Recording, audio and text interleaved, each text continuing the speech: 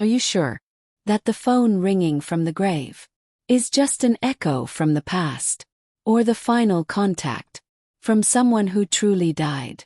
The trembling voice on the other end, the final words that made the heart stop, and the truth no one dares to hear.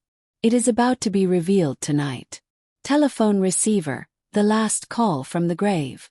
A terrifying true story that will make you never want to answer the phone at night again. The last call from the grave. Rain fell like whispering fingers on the cracked window pane. Ethan sat in the dark room, staring at the silent phone on the table. The old rotary phone looked out of place in the modern apartment, its cord twisted, its surface scarred with age. He had found it that morning in a thrift shop, dusty and forgotten. Something about it had drawn him in. The owner, an old woman with a trembling voice, had warned him. "That phone still remembers voices," she had said. He had laughed. But now, as lightning cracked across the night sky, he was not so sure. The power flickered. The air felt heavy, thick like wet cloth against his skin. He ran a hand through his hair, glancing at the clock. 3:12 a.m. The same time his sister had called him before she died. He swallowed hard. That memory had haunted him for years. Her screaming voice, the sound of something breaking, the line going dead. He had never called back. He had never found her body. Then the phone rang. A shrill, metallic cry that sliced through the silence. Ethan froze. The sound came from the old rotary phone, the one that was not even plugged in. His heart hammered in his chest. He reached for it slowly, his hand trembling. The air around him grew colder. He could see his breath form white mist in the dim light. He lifted the receiver. "Hello." First nothing. Only static, soft and broken like a sigh from the earth itself. Then a voice. "Ethan." He stopped breathing. It was her. His sister's voice, thin, distant, soaked in sorrow. "Where are you?" he whispered. "Oz." Then faintly. "You never came." His throat tightened. "I tried," he said, gripping the phone until his knuckles went white. Her breathing grew louder, shaky and uneven. "Too late," she whispered. The sound of dirt shifting echoed through the line, like something moving beneath the ground. Ethan's eyes darted toward the window. Lightning flashed again, illuminating the wet glass and his pale reflection. Then he heard it, a faint knocking sound. Not from the phone. From under the floor. He slowly turned his head. The knocking grew louder, rhythmic, insistent. He stepped back, his feet scraping against the wooden boards. "Where are you?" he whispered again. The voice on the line was a whisper now, almost tender. "Right here." The floorboards bulged. Water leaked up through the cracks, dark and thick like mud. Ethan dropped the phone. It kept speaking, even as it hit the floor.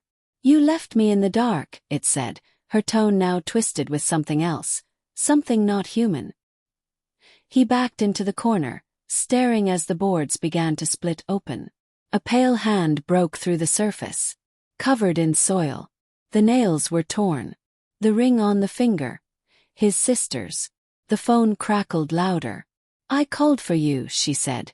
"But you never answered." The room filled with the smell of rot and damp earth. Ethan tried to scream, but his voice caught in his throat. The hand gripped the edge of the broken floor. Something below was pulling itself upward. He could hear her breathing now. Not from the phone but from the hole beneath him. Low. Wet. Live. The phone rang again. Louder this time. And her voice came through. Clearer, closer, whispering just behind his ear. "Answer me, Ethan." He turned around. No one was there. Yet he could feel it.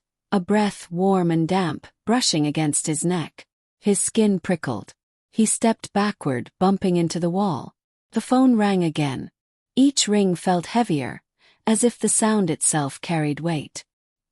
He stared at it lying on the floor, the receiver still rocking slowly.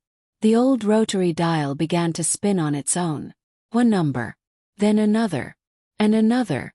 Ethan could see the numbers forming. His own phone number. The line clicked. Then his cell phone on the table lit up. Unknown number. His heart stuttered. The two phones, one from the grave, one from the living, were calling each other. He picked up his cell. Static hissed through the speaker. Then a voice that was no longer his sister's. It was deeper, older. Someone answered, it said. The lights flickered violently. The walls seemed to pulse with the rhythm of the ringing. Ethan's legs felt weak. He dropped to his knees, clutching the phone against his chest. "Who are you?" he said. The voice laughed, a low, choking sound like dirt being shoveled onto a coffin. "You called me when you brought that phone home," it said. I only answered. The floor split wider, sending splinters skittering across the room. From the darkness below, a faint glow began to rise. It shimmered soft and gray, like fog rising from a graveyard. Shapes moved inside it, vague outlines of faces, eyes that blinked open one by one. He recognized some of them. His father, his mother, his sister. All the people he had lost. They were looking up at him. Their mouths opened, moving in unison. The sound that came out was a single, echoing whisper. "Come down." He stumbled backward, but there was nowhere to go. The walls were closing in, slowly, almost gently, like arms wrapping around him. The wallpaper peeled away, revealing dark soil underneath. The room smelled like rain-soaked graves. His cell phone began to melt in his hand, plastic dripping like wax. The old rotary phone, still on the floor, started to ring once more. This time the rings were slow, measured, like a heartbeat. He crawled toward it, unable to resist. His fingers brushed the receiver. The moment he touched it, silence fell. Not even the rain outside could be heard. Then a whisper seeped through the line, so soft it barely existed.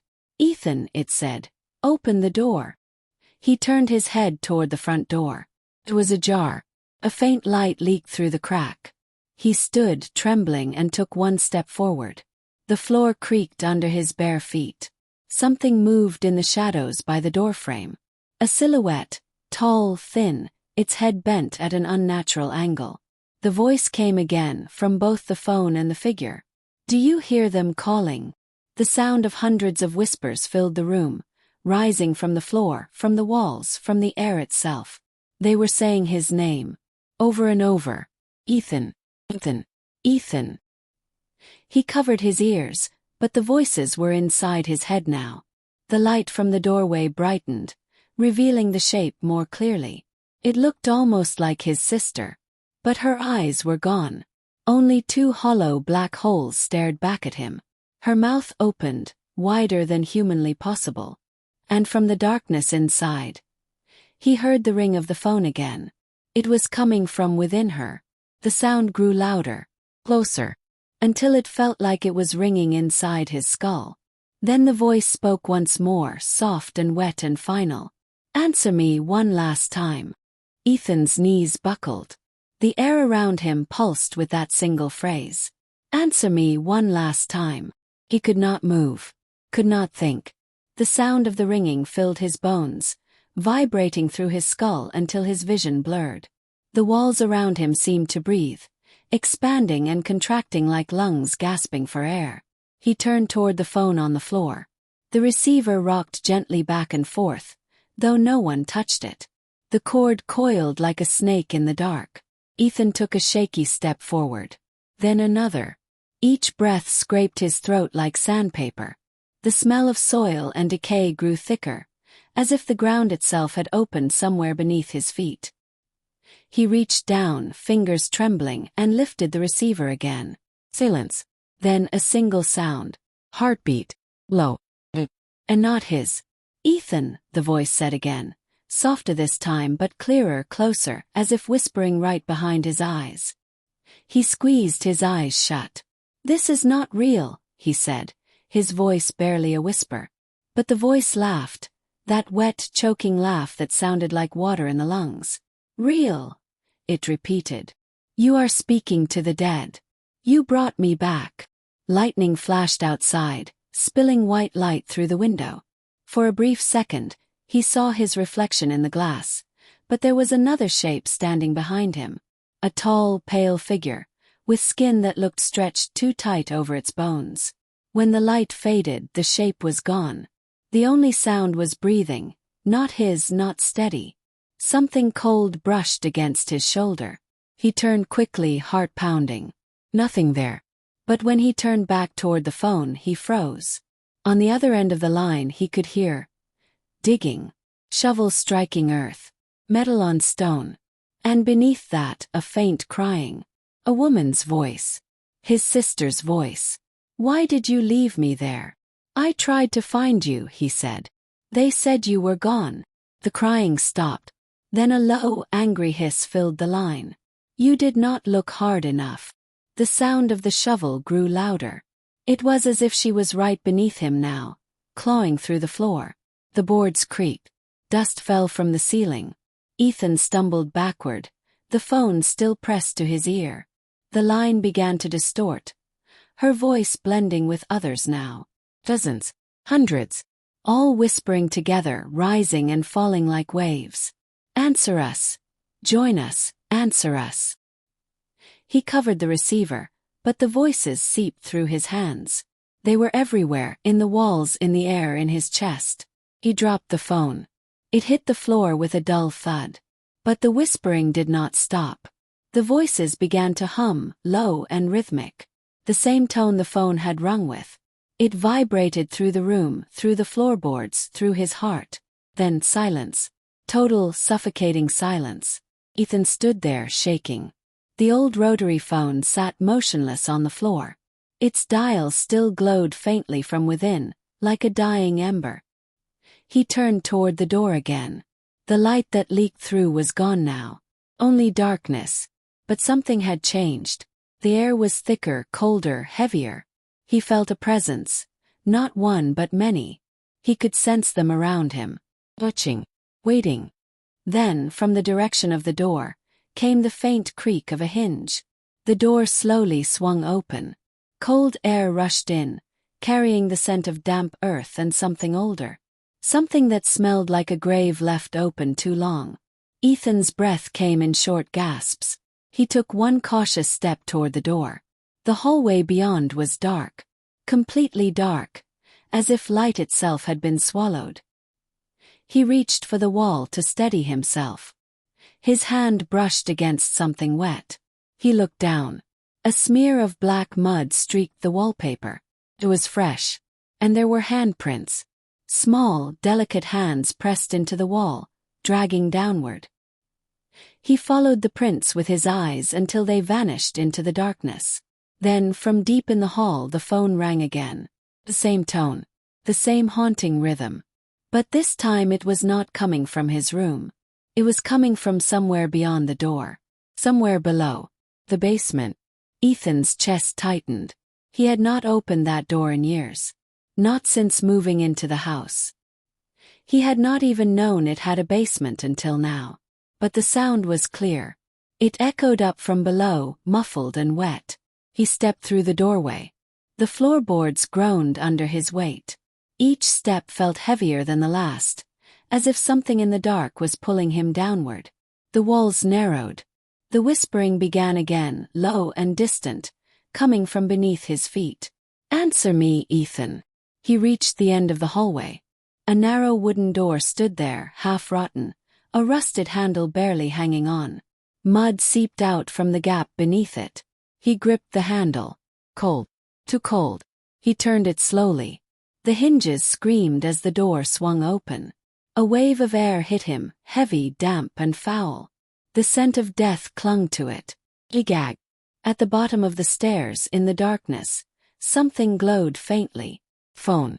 The same rotary model. Its dial turning on its own. Ethan swallowed and started down. Each step creaked, echoing like bones snapping underfoot. As he descended, the whispers grew louder. The air pressed against his skin like invisible hands. When he reached the basement floor, his bare feet sank into soft mud. Water dripped from the ceiling. The glow from the phone illuminated the space just enough for him to see the outlines of the room. It was not empty. Shapes moved in the corners, shadowy forms that shifted and breathed. He took another step. The mud clung to his ankles. The phone stopped ringing. He stared at it. The glow dimmed, then flickered, then went out. Darkness swallowed him whole. He could hear his heartbeat pounding in his ears. Then out of that darkness came a sound. Breathing. Close. Right beside him. He turned his head slowly. Something was standing there. He could not see it, only feel it. Its breath brushed against his cheek. And then, in a voice he would never forget, it whispered, "You came." A faint light returned. The rotary phone glowed again, but now its cord stretched into the floor, into the mud. Ethan took one hesitant step back. His heel hit something solid. He looked down. It was a coffin lid. Wood cracked and swollen with moisture. The name carved across it made his blood run cold. Ethan Marsh. His name. He stumbled backward, shaking his head. "No," he whispered. "That is not possible." But the voice answered, calm and final. "It has always been yours." The ground beneath him trembled. Mud began to bubble up through the cracks. Hands, dozens of them, reached out from below, clawing at his legs, his clothes, his skin. He screamed and tried to pull free, but they held fast. The phone rang again, loud now, deafening, echoing through the entire house. The mud rose higher, swallowing his feet, his knees, his chest. He fought, thrashing, gasping for air. The voices grew louder, chanting in unison. "Answer us! Answer us! Answer us!" He reached toward the phone, the only thing still glowing in the dark. His fingers brushed the receiver. A flash of white light filled the room. For a second everything went silent. Then he heard her voice. Soft, close, almost gentle. "Do you hear me now?" He opened his mouth to answer. But before he could speak, the ground gave way completely. He plunged downward into cold, endless darkness. Mud filled his mouth, his nose, his lungs. He tried to scream. No sound came. Above him the phone still rang, each tone fading, slower, softer, until only silence remained. The next morning, neighbors complained of a strange noise coming from the old house. When the police arrived, the door was open. The air inside was damp and heavy with the smell of rain and earth. In the center of the floor sat an old rotary phone. Its cord was buried in the wooden boards. The receiver hung loose, swaying slightly. One of the officers picked it up. "Hello," he said. For a moment there was only static. Then a faint voice. Distant, cold and broken. "Help me," it said. "Please, answer me." The officer frowned, lowering the phone. "Strange," he muttered. "The line is dead." Outside, thunder rolled again. And from somewhere deep below the house, a phone began to ring. The sound of the ringing came again. Muffled, distant, but unmistakably real. It echoed up from the ground, a hollow metallic cry that rose through the floorboards like breath from a buried throat. The officers exchanged glances. One of them, Officer Grant, stepped closer to the sound. He tapped the floor with his boot. A dull, hollow thud answered him. "There's something under here," he said. His partner, Officer Hayes, crouched beside him. "Basement, maybe." Grant shook his head. "I checked the records before we came. This house doesn't have one." The ringing continued. Low, steady. 3 tones, a pause, then 3 more. Each ring seemed to pull at the air, to stretch it thinner, colder. Hayes wiped sweat from his brow, though the air was freezing. "Let's open it," he said. They pried the floorboards loose, one by one. Each board groaned like it was resisting. The smell hit them first, wet earth and rot, thick enough to taste. Grant gagged, covering his mouth. "Jesus!" Hayes aimed his flashlight down into the darkness. But, something glinting faintly beneath the soil. Phone. It was buried there, half submerged, the receiver still ringing despite being caked in dirt. Grant reached down carefully and pulled it free. The phone was cold, unnaturally cold. When he lifted it, the ringing stopped. Hayes shone the light over its face. The dial was cracked, its numbers worn smooth. There was no visible power source. Yet when Grant held it, he swore he felt a pulse, faint and rhythmic like a heartbeat. "Must be a trick," Hayes said quietly. But neither of them believed that. Grant set the phone on a nearby table. Its cord dragged across the wood, leaving a thin trail of mud. The two officers stood in silence, staring. Then the phone rang again. Grant flinched, nearly dropping his flashlight. Hayes frowned and lifted the receiver. "This is the police," he said, his voice trembling slightly. For a moment there was only static. Then a voice. Muffled. Feminine. "Who is this?" Hayes blinked. "Ma'am, this is Officer Hayes. We're responding to a report of a disturbance here. Can you tell me your name?" Silence. Then a wet, shuddering breath. "Ethan," the voice whispered. Grant froze. Did she say Ethan? Hayes nodded slowly, eyes fixed on the phone. "Ma'am, can you hear me?" The voice came again, weaker now. "Tell him. I found him." Hayes' throat tightened. "Found who?" The voice exhaled sharply. Then, through the static, came the sound of scraping metal. Shovel against earth. The same sound Ethan had heard. "Grant," Hayes said, his voice low. "That's coming from underneath us." Before Grant could answer, the floor trembled. Just once. A small vibration, but enough to make the table rattle. The phone slipped from Hayes' hand and landed in the dirt. It began to ring again. Grant crouched to pick it up. The moment his fingers touched the receiver, his vision blurred. The room around him tilted, dimmed. He could hear something, a whispering chorus, far away yet piercing. Voices calling from below, calling his name. He staggered back, dropping the phone. "Hayes," he gasped. "Someone down there is." The floor split open. A long crack tore through the boards, stretching from one end of the room to the other. Cold air rushed out, carrying the smell of graves. The lights flickered. Hayes stumbled backward as the ground began to move. Beneath the crack, the soil heaved like something breathing. Then a hand broke through. Bill. Soaked in mud. Trembling. It reached upward blindly, fingers grasping at the air. Grant swore under his breath and stepped back, gun drawn. "Stop!" he shouted. But the hand kept moving.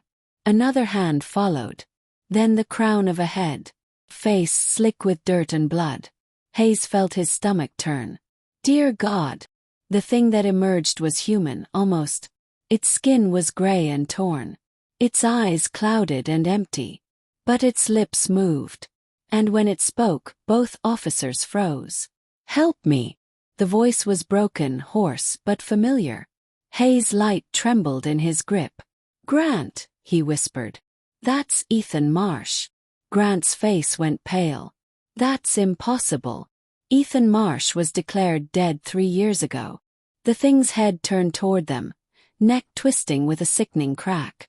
3 years, it rasped. "You answered." Grant fired. The gunshot echoed through the house. The creature staggered, but no blood came. Only dirt. It tilted its head, lips curling into a smile that was not human. The phone began to ring again. This time the sound was deafening, as if every wall in the house had joined in. Hayes clutched his ears. The sound burrowed into his skull, shaking his thoughts loose. Then the creature lunged. Moved fast, too fast. It slammed into Grant, knocking him to the ground. Mud spilled from its mouth as it screamed into his face. "Answer me!" Grant struggled, shouting. Hayes grabbed the phone, desperate, not knowing why. He lifted the receiver. The ringing stopped instantly. The creature froze. Its eyes rolled upward, body twitching violently. Then from the phone a voice, calm, distant, female. "Officer Hayes." He froze. "How do you know my name?" The voice ignored him. "Tell him to let go." Hayes looked down. Grant was still wrestling with the thing, his hands around its throat, but it was smiling, almost peacefully. Hayes hesitated. Then the voice came again, softer. "He will not breathe until you let me." Grant's eyes widened in horror. His lips turned blue. The creature's chest rose and fell in rhythm with his own, sharing his breath. Hayes dropped the phone and rushed forward, pulling Grant away. The moment he did, the creature collapsed, its body sinking back into the mud as if the earth swallowed it whole. Grant coughed violently, gasping for air. The crack in the floor began to close. Hayes pulled him up. "We need to get out," he said, dragging Grant toward the door. But the door had vanished. Only a wall stood there now, smooth, wet, and pulsing faintly. Behind them the phone rang again. A single long tone. Grant turned toward it. His face was pale, his voice shaking. "It is her," he said. "It is his sister." Hayes shook his head. "No. We are leaving." But Grant was already walking toward the sound. "Grant!" He did not stop. He picked up the phone, pressing it to his ear. His voice softened. "Mia." Hayes froze. Mia Marsh, Ethan's sister. The woman who had vanished the night of his death. Grant put it down. But Grant was crying now, smiling through tears. "She is here," he whispered. "She says she can see me." The phone crackled. Then a second voice came through. Deeper, darker. "He sees us too." Grant's eyes went wide. He dropped the receiver. It hung by the cord, swinging slowly. The room went still. Then, from the walls, hands began to push through the plaster. Dozens. Hundreds. Each one pale, dripping with mud. Hayes fired his gun wildly, but the bullets passed through like smoke. The hands reached for him, pulling, gripping, dragging him back toward the center of the room. The old rotary phone kept ringing. Over and over. Until everything, the hands, the walls, the floor, began to fade. The last thing Hayes saw was Grant's face. Smiling. And whispering into the phone one last time. "I am here now." Then everything went dark. Weeks later, the house was empty again. A new owner came by, curious about the rumors. He found the front door wide open. Inside, everything was silent. Only a faint smell of damp earth lingered. In the center of the floor sat an old rotary phone. It was half buried in dust. He brushed it off and smiled. "A vintage piece," he said to himself. "Might still work." He lifted the receiver. Soft click answered. Then a whisper, faint but clear. "Hello, Officer Hayes." The man froze, the receiver trembling in his hand. "Who is this?" The voice exhaled slowly. Then almost tenderly. "Welcome home." The phone began to ring again. And somewhere deep beneath the house, something moved. The earth shivered just once. Then all was silent. Now. The new owner froze, still clutching the receiver. That whisper, it felt alive. Warm breath on his ear. He dropped the phone, heart pounding. The receiver swung back and forth, tapping softly against the wall. Ring, ring, then silence. He took a step toward the door, every instinct screaming to leave. But something made him turn back. A faint glow flickered beneath the floorboards, a soft, golden light, pulsing slowly like a dying heart. He crouched down. The light was coming from the gap between two boards, the same place the police had found years before. He hesitated. Then curiosity won. He pried one board loose. A cool draft of air rose up, thick with the scent of soil and something faintly sweet, like flowers long dead. Inside the hollow space lay a small metal locket, caked in mud. He lifted it out carefully and rubbed it clean. The front bore two initials, carved in delicate letters. Ethan Marsh. He clicked it open. Inside, a faded photograph. A young man and his sister smiling beside the same old house. And tucked behind it, a strip of paper, yellowed with age. One sentence written in shaky ink. "If the phone rings, do not answer." He froze. The phone behind him rang. Once. 3 times. He turned slowly. The receiver lifted itself off the hook. He could hear breathing through the line. He backed away toward the door, eyes wide. But before he reached it, the phone spoke. Familiar. Thank you for finding me. The glow beneath the floor brightened, flooding the room in a dim golden haze. And for a moment he saw them, Ethan, Mia, and the others, standing together in the light. Their faces peaceful at last. The phone fell silent. The glow faded. Only the soft hum of rain remained, whispering against the glass. The man stood there, trembling, the locket still warm in his hand. Then, without a word, he placed it gently back beneath the floorboards. He pressed the wood into place and walked out into the morning air. Behind him, the old house creaked, a long, tired sigh. The rotary phone sat quietly on the table. Dust settled over its surface, and from somewhere deep inside its metal heart, a single tone flickered, faint and distant. Not a ring, just a heartbeat, then nothing more. The last call had finally ended.